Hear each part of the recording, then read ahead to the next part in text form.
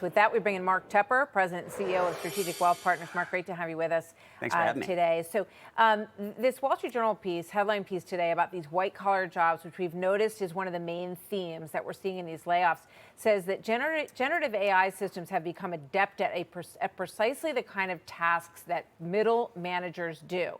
Synthesizing updates, drafting memos, producing status reports, and summarizing meetings. What do you see in action here? Well, this has been well telegraphed for at least a year or so. We've heard people talking that this isn't going to really impact blue-collar jobs. It is those middle management, white-collar positions where some of these corporations are, admittedly a little bit bloated, but those are going to be most at risk. Now, it's very easy to follow the headlines coming out of big corporations because they're broadcast for the entire world to see what's going on. You've got the stock market, you've got earnings calls.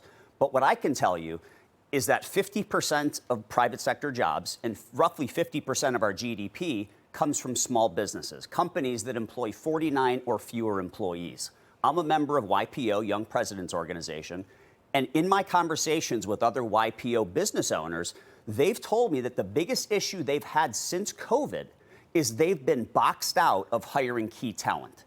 If you think about it, it makes sense because the big corporations stroked the biggest checks. The big corporations allowed people to work from home 5 days a week. They gave you perks, cars. They did all of that to win over that big talent, and small businesses were boxed out. Small businesses are now going to get a chance at that talent that they haven't had for 5 years. You know what? And I think that's great advice for parents of, college graduates that, don't be afraid to look at the established smaller business where they will, now get to have a bite at the apple of the kind of talent that's coming out of these colleges. This is Jim Vandehei this morning, Axios co-founder, about what his advice to parents is in this market watch.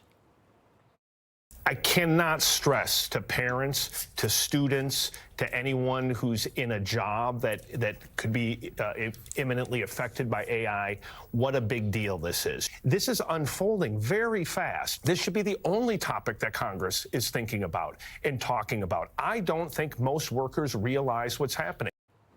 So how does this play into the larger job loss picture, the employment numbers, the Fed decision, impact on the economy of people who are in these jobs?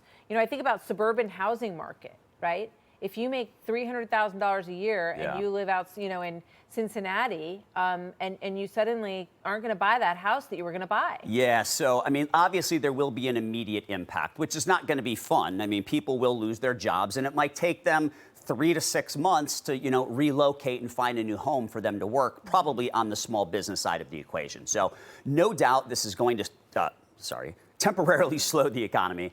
But overall, look, I think 6 months from today, 12 months from today, what we're looking at from an economic growth standpoint is economic growth is a product of both jobs, but also productivity. And the Atlanta Fed GDP now estimate for economic growth is at 3.9%. Okay. And if we're not adding any jobs, then how are we growing the economy at 3.9%? The answer is increased productivity. The answer is AI. If you go back, every single technological innovation we've ever had, it might immediately destroy some jobs, but in the long run, it adds. Think about the lawnmower. Were people worried about the 10 people cutting their grass with scissors before the lawnmower? Because there'll only be one person cutting their grass with the lawnmower? No, because now you have people making plastic and aluminum that goes into the lawnmower, servicing it, selling it at Home Depot. So normally these things create jobs. I haven't been able to process through exactly how AI can create jobs, but that's what we've seen historically. All right, Mark Tepper, great to hear from you. Thank you very much. Hey, Sean Hannity here. Hey, click here to subscribe to Fox News YouTube page and catch our hottest interviews and most compelling analysis. You will not get it anywhere else.